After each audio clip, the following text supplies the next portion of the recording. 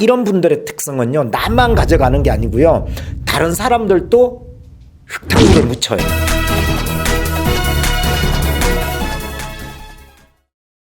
저희 사부님이 계신데 시간 약속이나 이런 시간 개념들이 없으신 것 같아요. 그래서 체육관에서 지금 저희랑 같이 근무하신 지 한 4개월, 5개월 정도 돼 가시는 것 같은데 지각을 안 하는 날이 없어요. 매일 지각하고 어떤 날은 12시 반 출근인데 4시에 들어올 때도 있고 무단 결근할 때도 있고, 그래서 이거를 얘기를 했는데 이게 점차 나아지지가 않아서 이래서 이 사부님은 계속 같이 가야 되는지 아니면은 고쳐 써야 되는지 궁금합니다. 한마디로 얘기해서요, 한 번이 아니라 여러 번이잖아요. 그건 습관성이고요, 거의 안 고쳐진다고 보면 돼요. 그러면 두세 번 정도의 경고를 주고 기회를 주고 그렇게 되지 않을 때는 다른 길로 가셔야지, 보내셔야 돼요. 정어로 이끌어서 하면 안 돼요. 이럴 때 중요한 건 뭐냐면요, 정확한 근거를 마련해야 돼요. 왜 늦었어? 언제 늦었지? 늦었다라는 걸 그걸 있죠, 다 적어야 돼요. 본인이 적는 게 아니라 본인 보고 적으라 그러셔야 돼요. 오늘 지각, 언제 늦었고, 언제 어떤 일이 있었고, 이런 거 본인이 잘못했던 걸 있죠, 그걸 정확히 적으라 그러세요. 왜냐하면 나중에 이유 없이 잘랐다고 노동부에 고소를 하거나 골치 아파요. 별것도 아닌데 싸우게 돼. 그런데 우리가 싸우게 되면 플러스의 에너지가 아니고 이게 마이너스의 에너지잖아요, 그죠? 우리가 항상 어떤 회의를 하거나 어떤 얘기를 할 때 발전적인 얘기가 계속 하는 친구가 있어. 되게 그런 사람은 어떻게 돼요? 되게 마음이 즐겁잖아. 뭔가가 진취적이고. 근데 네 잘했니? 내가 잘못했니? 네 잘해라 이러면 어떻게 돼요? 일명 기빨리잖아요, 그죠? 그럼요, 나도 이렇게 잘못한 사범님이 있어서 그걸 이렇게 얘기를 하고 그걸 하다 보면요, 나도요 이성적 뇌가 탁 닫혀버립니다.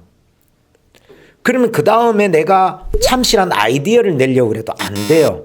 그래서 이런 분들의 특성은요, 나만 가져가는 게 아니고요, 다른 사람들도 흙탕물을 묻혀요. 일하는 걸 어떻게 보면 자본의 전쟁이라고 보면 돼요. 자본주의의 전쟁이에요. 자기 일을 제대로 하지 않고 돈을 못 벌면 우리가 못 먹고 살잖아요, 그죠? 한번 예를 들어보죠. 이 전쟁터인데 어떤 친구가 총에 맞았단 말이죠.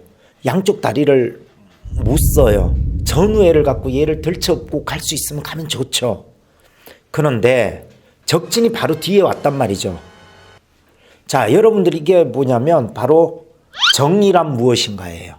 내가 얘를 들쳐업고 가야 되는 게 정의인지, 아니면 얘를 버리고 빨리 우리 부대원들을 전체 다 살려야 되는 게 먼저인지를 한번 생각해 볼 때, 다수에 의해서 소수가 희생될 수는 있어요, 이런 걸 볼 때는.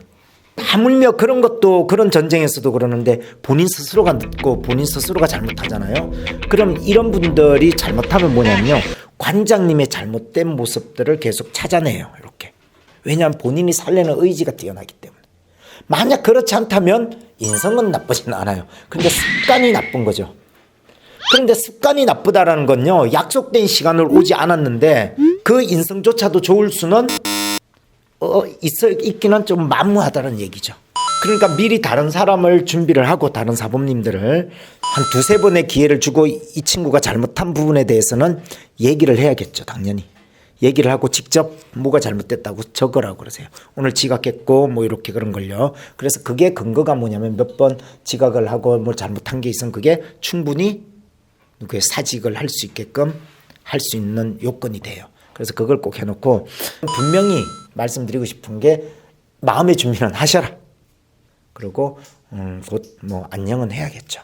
그게 다수를 위해서 좋은 겁니다. 그리고 문제는 뭐냐면요, 그 같은 사범님들이 학습이 빠르다라는 거예요. 안 좋은 걸 만약에 관가해주고 넘어가주면요, 다른 사람이 금방 그게 전이가 됩니다. 그래서 나약해져요. 스스로가 다 나약해져요. 아시겠죠? 이상입니다. 구독, 좋아요, 알람 신청해 주세요.